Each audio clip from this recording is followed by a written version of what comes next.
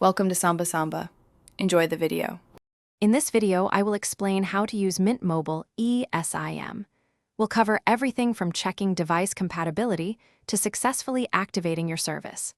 You'll learn the simple steps to get your eSIM up and running quickly, ensuring a smooth transition to Mint Mobile's affordable plans. This guide will help you understand the process and enjoy the convenience of digital SIM technology with ease. Before you begin, it's crucial to confirm your device is eSIM compatible. Most newer smartphones support this feature, but a quick check in your phone settings can verify. Also, make sure your phone is unlocked and you have a reliable internet connection. Having your Mint Mobile account information handy will streamline the entire setup process. Activating your Mint Mobile eSIM is straightforward. First, purchase a Mint Mobile plan that includes the eSIM option.